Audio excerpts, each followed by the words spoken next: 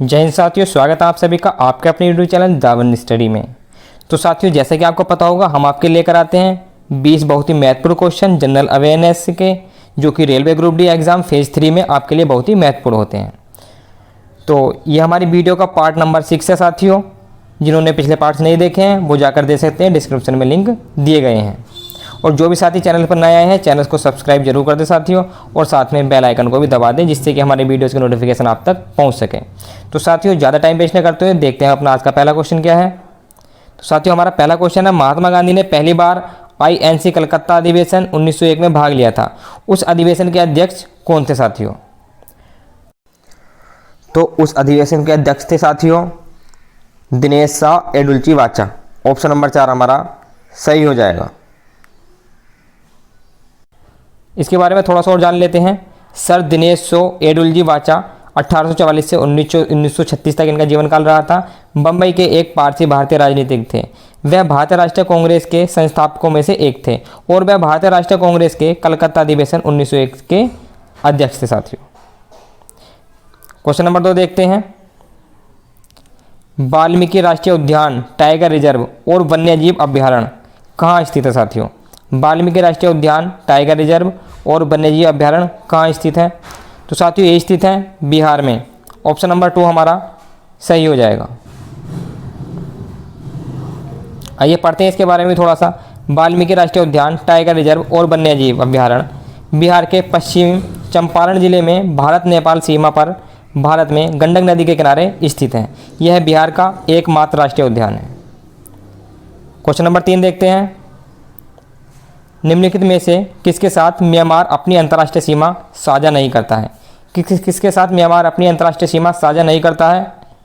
तो इसका आंसर हो जाएगा वियतनाम। ऑप्शन नंबर 3 हमारा सही हो जाएगा साथियों। थोड़ा सा पढ़ लेते हैं इसके बारे में भी। म्यांमार चीन द्वारा उत्तर और उत्तर पूर्व में लाओस, पूर्व और दक्षिण पूर्व में थाईलैंड, उत्तर पश्चिम में भारत, पश्चिम में बांग्लादेश और दक्षिण में अंडमान सागर से घिरा हुआ है। अगला प्रश्न देखते हैं। प्रश्न नंबर 4। कालिका पुराण किस धर्म से संबंधित है? साथियों, कालिका पुराण किस धर्म से संबंधित है? तो साथियों, ये संबंधित है शाक्त धर्म से। ऑप्शन नंबर 2 हमारा सही हो जाएगा। अगला प्रश्न देखते हैं।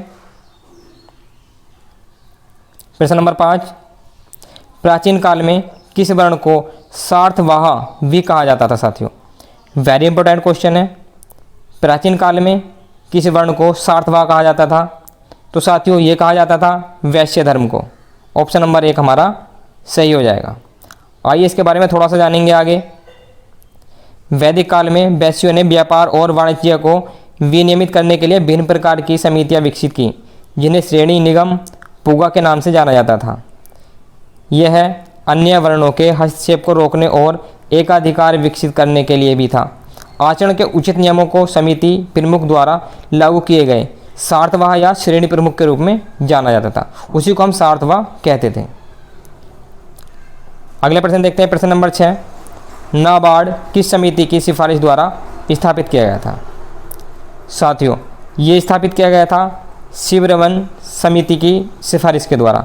ऑप्शन नंबर 2 हमारा सही हो जाएगा। राष्ट्रीय कृषि और ग्रामीण विकास अधिनियम 1981 को लागू करने के लिए 12 जुलाई 1982 को शिवरमन समिति की सिफारिशों पर नाबार्ड की स्थापना की गई थी साथियों। अगला प्रश्न देखते हैं। प्रश्न नंबर 7। शुंगों के पूर्वज कहाँ के मूल निवासी थे साथियों? शुंगों के पूर्वज कहाँ के मूल निवासी थे? तो इसका आंसर हो जाएगा ऑप्शन नंबर 3 उज्जैन। अगला प्रश्न देखते हैं। प्रश्न नंबर 8 क्या है? शेरशाह का उत्तराधिकारी था। इंपॉर्टेंट क्वेश्चन है साथियों। शेरशाह का उत्तराधिकारी कौन था? तो ये था ऑप्शन नंबर 2 इस्लाम शाह। इस्लाम शाह शेरशाह का उत्तराधिकारी था। इसके बारे में थोड़ा सा पढ़ लेते हैं। जब शेरशाह की मृत्यु हुई, उनके सबसे बड़े बेटे आदिल खान रणथंभौर और छोटे बेटे जलाल खान रीवा में थे।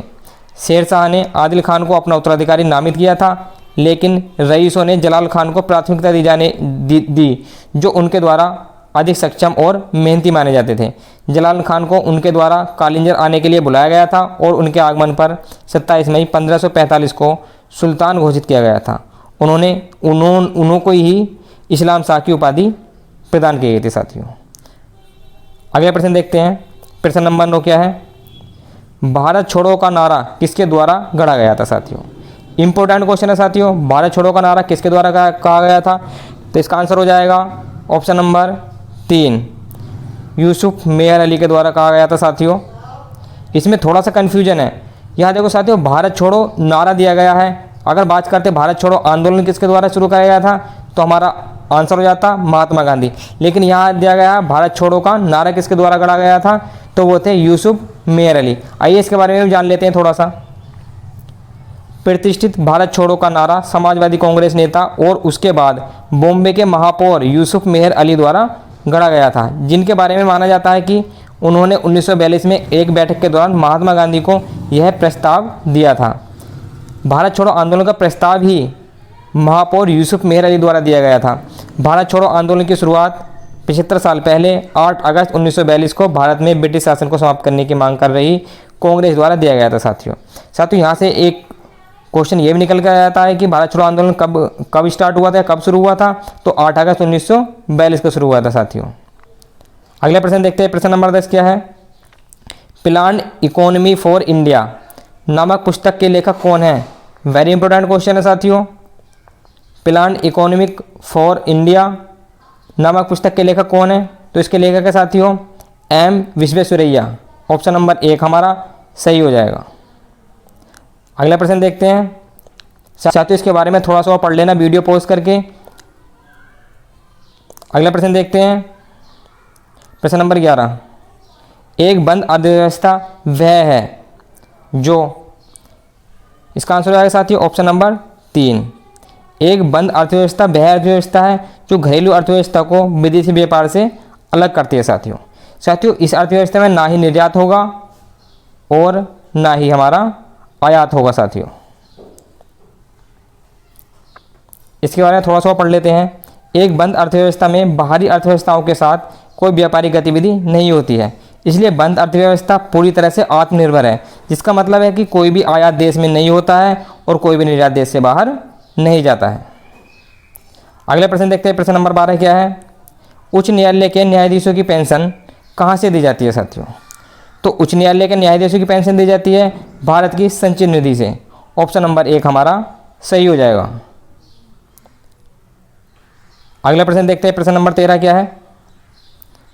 रात के समय पहाड़ों की ढलान पर बहने वाली ठंडी और मंद हवा को निम्न रूप में जाना जाता है। रात के समय पहाड़ों की ढलान पर बहने वाली ठंडी और मंद हवा को किसके रूप में जाना जाता है?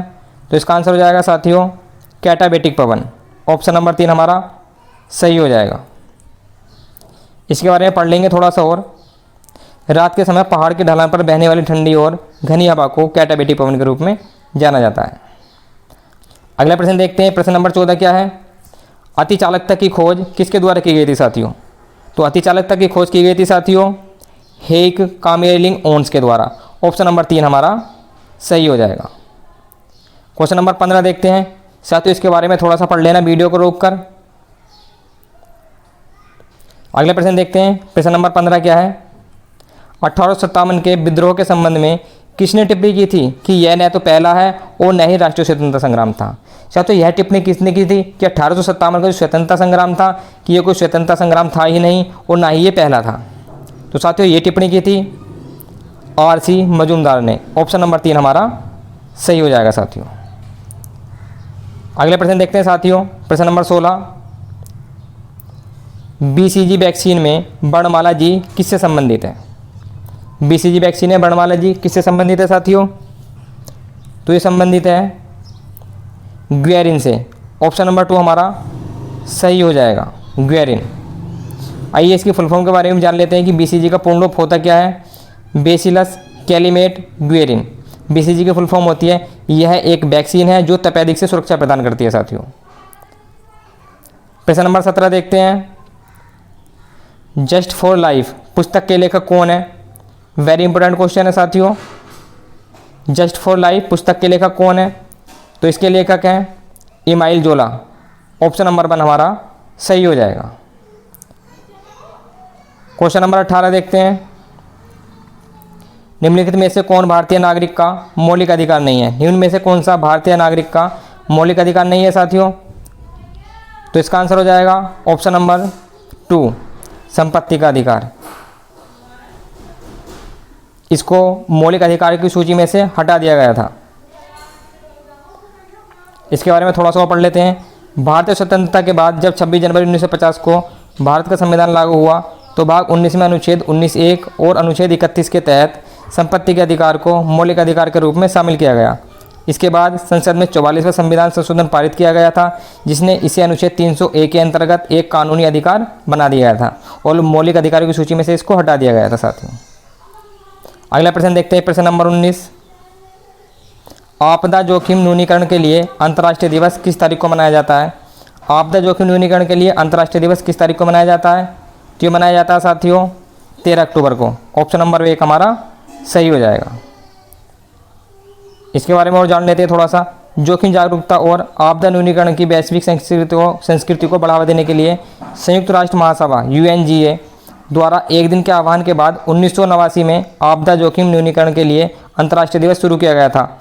2009 में UNGA ने आधिकारिक तौर पर 13 अक्टूबर को दिवस मनाने की तारीख के रूप में नामित किया गया था साथियों। तो 13 अक्टूबर हमारा इसका सही आंसर हो जाएगा।